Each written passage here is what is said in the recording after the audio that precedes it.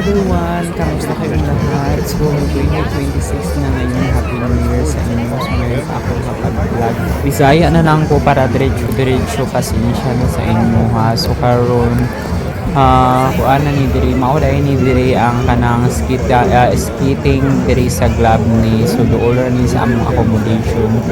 So sobra na dai ko 2 years diri pero wala pa ko nakaulig Pilipinas kay gahulat pa ko sa akong ticket kay katong sa una pag-abot na ako cross country dai ko tapos under ko sa agency tapos after 1 year tapos nakuan dayon ko na absorb so kailangan na akong tiwaso ng 2 years pero pwede kong uli after 1 year pero ako magbayad pero sayangan mo ko sa kanang family kay mahal kaayo so maunang hulato na ako akong ticket nga ihatag sa company so maun to magulat lang po kung kanon sa ako mag 2 years kay kanang mahal kaayo ang ticket so karon diri sa Croatia guys kay kanang tingbugnaw na gyud kaayo winter time na karon gabi nakatugnaw nag-ice na ang mga atop diri tapos ikaduha na dai na ako ni nga winter diri sa Croatia so mauna siya o kaning dapita kay kuani dito ni dapit sa among gidutihan so dili pa kay ni siya gasno nga adlaw pero naanay nag-abot gahinay-hinay nag-snow sa palibot pero tugnaw gyud kaayo diri. So kung gusto mong moanhi diri sa Croatia so magangita lang mo agency nga legit paingon diri kay cross country man ko. Pero kung sa Pilipinas mo mag-apply na apod sila didto agency Premier Global ay siya naa sa Makati. Ako kay kanang cross country man ko sa una sa Qatar ko. So ang akong agency sa una kay GBCS. So ang counterpart niya ana diri kay Humble Hunters. So thankful gyapon ko bahalag na mga negative feedback sa agency pero lain-lain jud ta ninyo kanang kuan diri ma-experience kay lahi-lahi man pud in trabaho ug lahi-lahi pud employer so swerte ra gyapon diri pag-abot diri naapoy ka ng dili swertehon so swerte lang yun ang makatunong og maayo nga mga employer og tsada nga trabaho so mao to nakaabot po naka 2 years pud baya ako diri karon so padayon lang gyapon ko sa akong pangandoy kay pero thankful gyapon ko kay nakapahuman ako ang akong manghod. So teacher na siya mag-teacher pa lang siya so na graduate na siya BSTLE tapos thankful pud ko kay pag-abot na ako diri nakatiwas pud ko og college. College graduate pud ay ko natiwas na ako siya through online katong ETF siya sa basta scholar ay kuan na siya kanang online school. So natiwas pud na ako so akong nahuman ato SBS Human Resource Management. So pwede na ko muli thankful so mag-ipon-ipon lang unti tapos mabala na nato kung asa na pud ta ani paingon kay daghang kay ga-open nga mga opportunity para sa ato pero thankful gyapon ko kung dili gyud ni para sa ako diri so pwede na ko muli kay madawat mangyap ko sa Pilipinas pero giingnan man ko sa akong mga friend nga na anak ka sa Europe so diri na ka ayo na pa adtog Pilipinas kay gamay ra kay ang sweldo which is tinuod pod so mao na ang laban lang gyapon ta diring dapita so kung gusto mong apply diri so apply lang mo mangita lang mo mga legit nga agency nga para dili mo ma-scam. Sa gapangutana dahil sa ako kung pila akong nagasto sa una sa akong pag-apply diri paingon sa Croatia so cross country man kuno so galing ko sa Qatar so ang akong nagasto tanan is 7,000 real so kamo na ang mag times ana times 15 mga 90 to 100 siguro na siya I'm not sure basta mauna siya tapos wala may medical sa una karon kay naanay medical. Tapos ang pag-abot sa akong mga papel is 3 months. 3 months iabot ang akong kanang working permit tapos 2 months niabot akong visa. So mao to 2023 pa ko ato nag-apply paingon diri, so gikan dai ko Qatar, tapos nag cross country na dayon ko. So pag abot na ako diri kay agency ko, so dito ko nagtrabaho first sa Dubrovnik sa isa ka hotel, tapos kuan man tugod ka ng winter seasonal ra akong trabaho, so 6 months lang to. So ang kanang kuan day ana yung working permit ninyo is gadagan na siya biskag wala pa mo diri. So pag abot na ako diri kay 3 months na lang akong kuan ID o working permit, 3 months na lang. So mao to 3 months ko dito sa isla, tapos gibalik na po dayon ko diri sa city. Diri na dayon ko karon na assign, so naagap ko sa isa ka hotel sa akong gitrabahoan sa una. Wala na ako nagbalhin og kanang trabaho kay kanang mahadlok ko kay usahay diri kanang dugay mo gawas bitaw ang imong working permit. So pag maghulat kag working permit kay matingga ka og 3 months or more than paana, depende na siya kay dili man na siya hawak sa agency, hawak na siya sa pulis kung kanus nila i-approve. So maghulat ra gyud ka ana. So daghan kay nga tagam ana pag abot diri kay kanang matingga. So mauna siya kung mga apply mo dapat buang inyong loob, tapos kabalo mo kung matingga gyud mo pag abot diri kung seasonal inyong trabaho. After sa seasonal job, so mag-stop ang mga seasonal job November to December inana. So kasagara kay October na apoy mag-stop ng mga hotel like sa mga basta lagi nga hotel sa mga isla na siya kasagara. Tapos ang pinakadugay is December 30, mauna na siya ang pinakadugay, tapos stop work na dayon mo. So i-sure ninyo nga kanang under gid mo sa agency, kay kung dili bitaw mo under sa agency kay kamo ang mangita og balay diri, so mahal ang accommodation diri. So i-make sure ninyo nga naagid mo yung agency diri, kay para ang agency man ang mangita sa inyong balay, which is dito mo magpuyo while waiting sa imong mga papilis nga gina-process. Kay maghulat man gyud ka ana kay dili man ka makabuot-buot og kuan process, kay ang i-process sa agency maghulat ra na sila kung i-approve sa police ay hara dayon mo kontakon. So mauna ang uban kung seasonal yung trabaho, dapat dili gyud ninyo ipadala inyong kwarta tanan, dapat magbilin gyud mo para naamoy allowance diri kung matingga man mo. Daghan ako nailan po diri nga na nagbalik sa Qatar, like katong akong na-interview sa akong TikTok nga si ate. Basta kanang supervisor siya sa hotel, tapos pag-anhin niya diri kay kanang seasonal ra iyang trabaho, tapos 2 months rang iyang seasonal nga trabaho, tapos pag abot pag kuan ana October mga November stop work na siya, so gidala na siya diri sa city. Tapos mauto wala man siya, dili siya makahulat sa iyang bag-o nga working permit, mauto nagbalik siya sa Qatar kay kanang gikuha man siya sa iyang amo sa una, may gani kay wala gi-cancel ang iyang visa, mauto nakabalik na pud biya siya karon sa Qatar. So maunang imong gyapong sutaon ang imong gi-applyan nga trabaho or company or agency nga dapat i-make sure nimo nga actually pares ako sa una kay wala gyud ko nagmatter ko nang desidido na ko nga moanhi diri bahalag seasonal akong trabaho, murag wala na ko sa huna-una bitaw, wala na ako siya gihuna-una.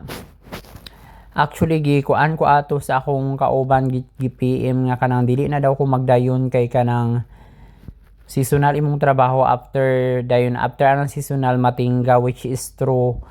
Tapos mauto wala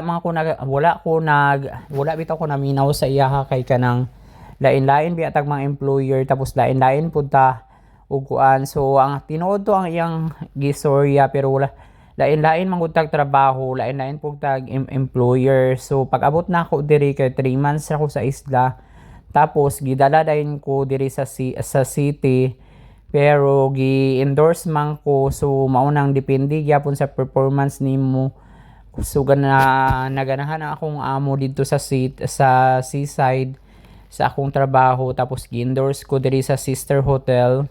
So wala kay ko natingkar ko 1 month, pero nakapangita man ko atong part-time nga kanang maghugas-hugas sa restaurant. So naka-survive ra gyapon ko.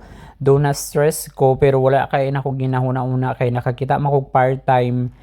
Tapos mauto nagulat ra ko sa akong working permit, tapos nagbalik na dayon ko after 1 month sa hotel. Tapos gipahulam na po dayon ko dito sa isla kay naay ni takas nga Pilipino ni Adudag France. So gihulam ko og 2 months, which is under pa ko ato sa agency.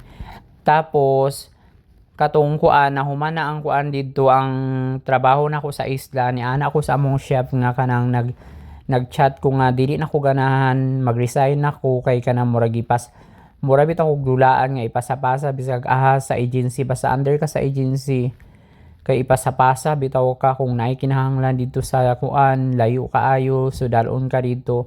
Nag-ana ko nga kanang chef mag-resign ako kay kanang mga apply na ko glain dira sa city. Tapos nung pag-abot na sumauto pag-abot na ako diri sa hotel kay gibalik naman po ko diri kay nahumanad daw ang trabaho. So ni ana ko nga kanang chef kanang mo resign ako kay mangita ko laing trabaho kay kanang wala na ko giganahan sa mong agency kay kanang ipasapasa ko bisag asa. Sumauto kanang na stress man ko dito kay ako ra isa ka Pilipino ga trabaho dayon layo kayo ang mga palitanan. Mauto ni ana ko nga kanang di na ko ganahan dito kay ma-depress bitaw ko kay kanang wala kay istorya kay puro lokal imo katrabaho. Then ang uban kay dili kabalog English, which is tinuod na siya kay ang lengguwahe pod nila diri kay lisod gyud kaayo.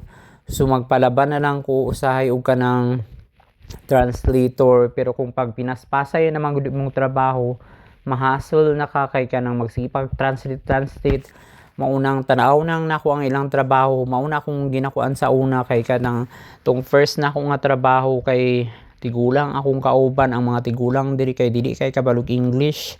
Ang kanang mga new generation ang kanang okay sila kay naa siguro na sila English nga sa eskwelahan ba, so makabalo na. So katong mga tigulang dili kay gyud sila kabalog English, mag-adjust gyud ka kay ang ilang lengguwahe diri kay lisod kaayo. Mabala na nimo kung anhi ka diri pohon, pero okay raman pod makakuan na ka pareha gud gyapon anang Arabic, pero mas lisod ang ilang lengguwahe.